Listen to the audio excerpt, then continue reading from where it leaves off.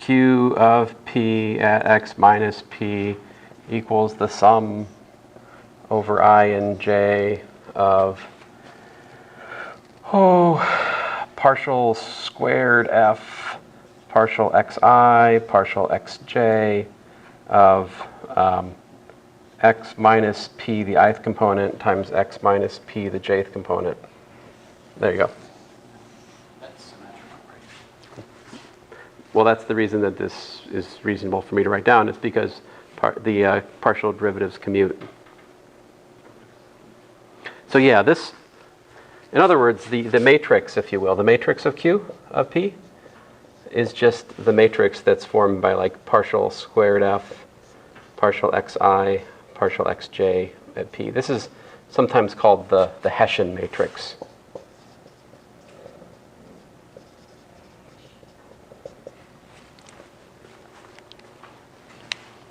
All right, so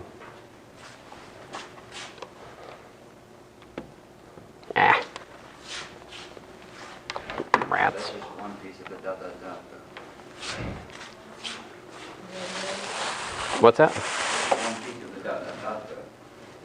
What do you mean? I mean, you guys. Oh, what's past that? Oh, yeah. Just, Yeah. sure, it's much more complicated to describe. Well,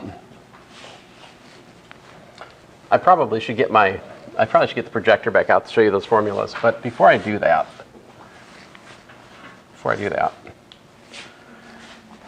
I just want to talk about like what is the general pattern here. So let's look at it. At a critical point, we have if the gradient of f at P is equal to 0, right? Then f of P is equal, f of x rather, is equal to f of P, right? Plus this quadratic piece, plus what? Plus higher order stuff, right? The higher order things, they depend on like order 3 or order 4 or higher order things. What I'm describing to you right now, in part, is the Taylor expansion, the multivariate Taylor expansion. There is a multivariable Taylor expansion. In the case that we have a critical number, the piece which is dominant, right, what varies close to the point is just this. All right? And it turns out, if I could recenter this to make our life a little bit easier, alternatively, we could say f of x not, well, I'm sorry, I'll keep with p. F of p plus h. H is a little variable, right?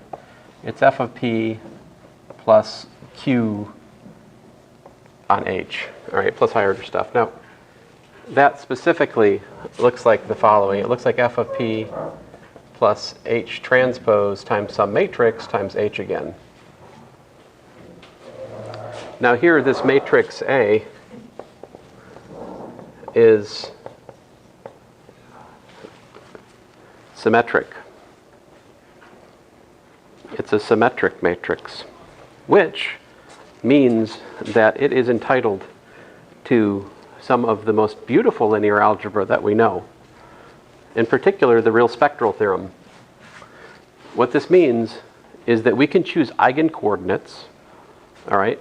So we can choose eigencoordinates such that this looks like the following: f of p plus like lambda 1 times, let's say, h bar 1 squared plus lambda 2 h bar 2 squared plus dot dot dot plus lambda n h bar n squared plus higher order stuff.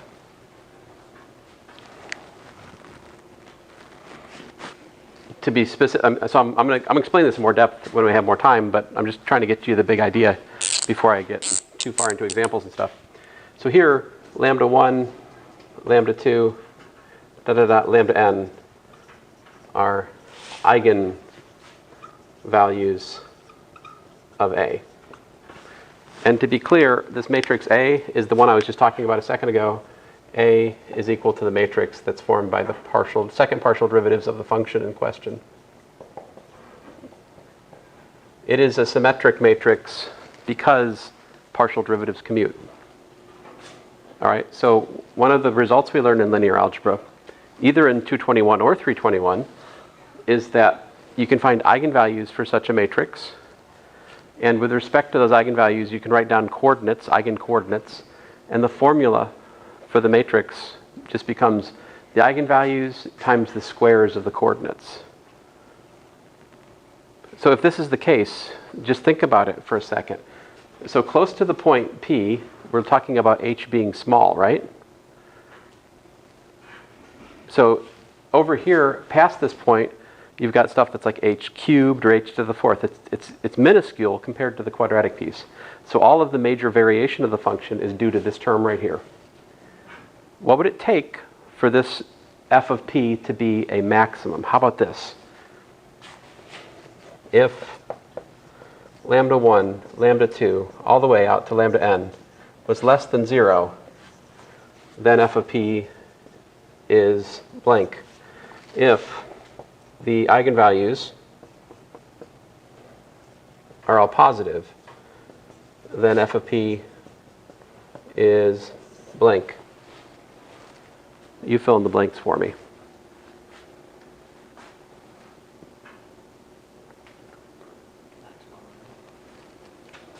I got a max here, and I got a minimum here. Does that make sense? Like, think about it.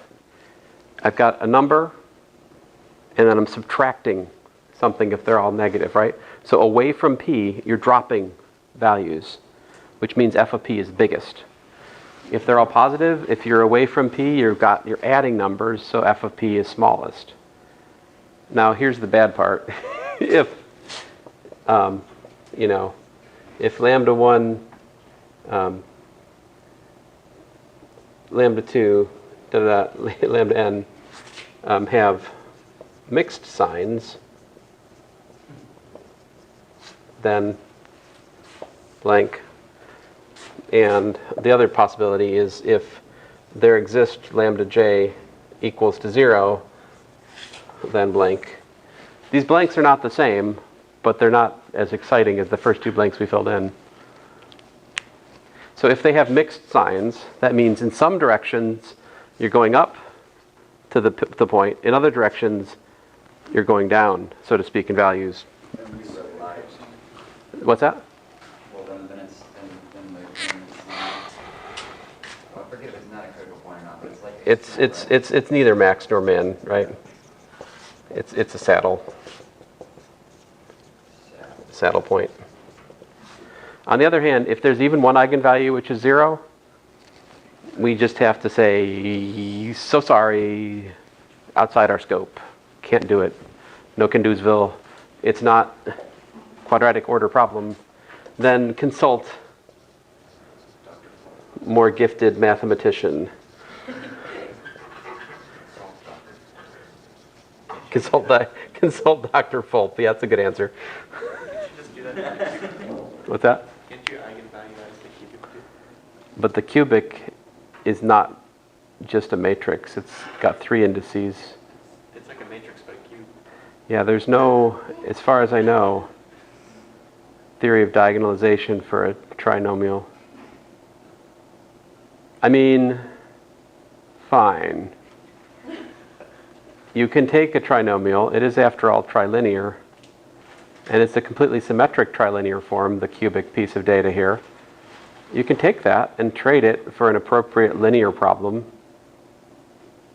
Maybe that would give you a symmetric form, because you have to somehow take that trilinear piece, which is going to have, I don't know how many dimensions of data in that. I've got 3 indices. Okay, let's think about this. I've got, for dimension 3, the trilinear piece has 3 indices, I, j, k. Each one of them ranges over 3 values. That gives you, in principle, 27 things. However, that's not really the number you're looking at because it's completely symmetric in those 3 indices.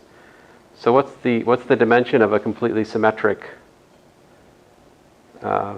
I mean, I guess you could look at it as a 27 by 27 matrix, maybe. And that was symmetric, and then you could like diagonalize that matrix, and then the eigen. I don't know, Sam. I don't know. I don't know. I haven't seen. I've looked for these things before. I haven't found. I have found when I asked about these things, I got quoted a book to look at. So I looked at the book. I don't know. These are great questions, though, to think about. But that is beyond my course, as it currently is constituted. All right. So. Let me show you the actual multivariate. Let me show you the. I should show you the actual multivariate Taylor expansion. It's pretty cool. How do you think you derive the multivariate Taylor expansion? Like, what is it? Do you remember the multivariate Taylor expansion from Stewart? Do you? No, there's a reason for that. It's not in there. At least it wasn't when I had it. How do I know this? Because I got to grad school, and I had peers who knew it, and they were like, why don't you know it? And I was like, I don't know. I took calculus. I studied calculus a lot, but I don't know it. Yeah. So like you can use a Taylor expansion to approximate a curve near a point? Yes. For one-dimensional. So for multi-dimensional, then it would be some sort of surface or space. Yeah, we could. Right. So, I mean, depends on the dimensions in play, but if we're talking about z, let's think about z equals f of xy. If you found the multivariate Taylor expansion of a function of two variables, the quadratic piece would be like the best quadratic surface approximation for z equals f of xy. Yeah. But this is not bound to just two dimensions, so it's more than that. I mean, if you talk about a function of x, y, z, how do you picture that? What's the graph of a function of three variables? Like, you have to use level surfaces, and then I don't know how to tell you what the best quadratic approximation to the level surface function should be understood as geometrically. I don't know the answer to that question. I mean, it's something I know how to do, but something I don't know how to explain geometrically what that means.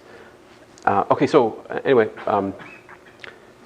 so the way this is derived is actually kind of stupid. Like, all you do is take a function of one variable that's analytic, in other words, that has a real power series expansion, and compose it with like a path, and then like just basically do the multivariate chain rule on that, and out pops the multivariate Taylor expansion. So I think in here, so like to start with, because I know you guys are rusty, I just remind you, hey, here's the favorite Taylor polynomials that you've probably forgotten about, right? Here's your exponential, yay! And what else do we got? Oh, that's Taylor's theorem, of course, the one-dimensional Taylor's theorem. And here I'm writing it as an operator expansion, whatever that means. There's the cosine series. Here's your favorite sine series, the cosh series, the sinh series, the geometric series. Who can forget the geometric series? Okay, everybody, but they shouldn't, because it's important. And of course, from the geometric series, we have all kinds of, related things. By the way, this is the other fundamental mystery of calculus, according to Sir Roger Penrose, that you guys remember what the interval of convergence is for that? 1 over 1 plus x squared. What's the domain of that function, 1 over 1 plus x squared? Is there ever division by 0 in x squared plus 1? There's not. So shouldn't the domain be all real numbers? I mean, the domain is all real numbers for that function, the rational function, but does it converge to that series for all real numbers? It does not. That geometric series only converges when the ratio is less than magnitude 1, which is to say between minus 1 and 1. So why does this series not converge to that function? This is one of the fundamental mysteries of calculus, according to Sir Roger Penrose. The answer, of course, is that you have to take a complex perspective. It does diverge if we look at plus or minus I. And that's why the domain is just minus 1 to 1 in the reals. Anyway, sorry, I sidetracked myself. So here's your other favorite power series. Of course, you can integrate and differentiate the geometric. This is all review. All right.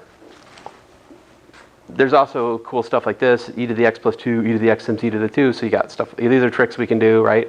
Add 0. Here's to get the. We can rewrite sine as a If we want to expand sine series at 2, then I can do this trick. Here's the sine series expanded at 2. These are all standard Calc 2 tricks. Okay, in my class they're standard. Then first, so like suppose you want to build power series of 2 variables. I think the nicest way to do is just multiply power series you already know from like calculus 2. So like here's one. If I take this times that, then you just multiply like you think. It still makes sense. Like we've got y, xy, and then here's like the third order piece and so forth. Okay, so that's just kind of a brief. These are some things we can do calculationally.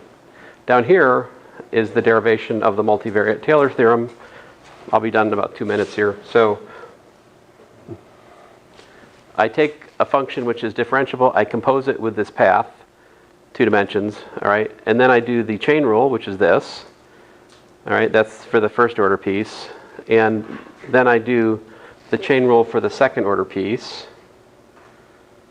And then I plug them in, and you see what we get. We get this and that and that. And then you just start grouping things. And you see that you've got the term that's 0th order, the linear terms, which you might recognize as like the gradient dot h comma h1, h2. And then this piece over here is that quadratic form that I've been starting to talk about today, which is, well, so that's the quadratic piece at a factor to half out here. And so that's like, this is the multivariate Taylor expansion for a function of 2 variables.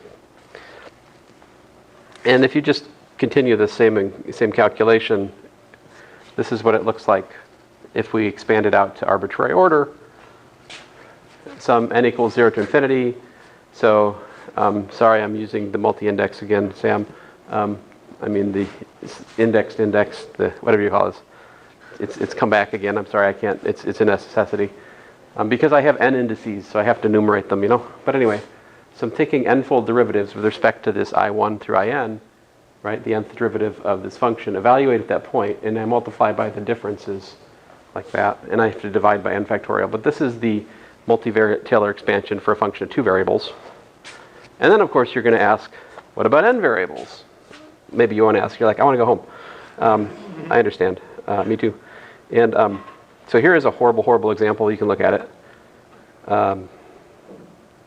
So it's basically the same kind of calculation goes through for a function of many variables. You can take and compose a differentiable function of 1 variable with a path through a given point in a direction h. And when I do the composition and I take the chain rule, I get this. And I keep doing that. Putting it all together, I will eventually get to this lovely expression here, which looks almost the same as the n equals 2 expression. What's the difference? It's just now, instead of it ranging over 2, now the sums are going from 1 to n, because we're dealing with n variables. And this is the kth order piece in the multivariate Taylor expansion. But anyway, so that's what it is. Listen, so I will try to do more examples next time, obviously, but I still owe you a better example for Lagrange multipliers. So have a good weekend, guys.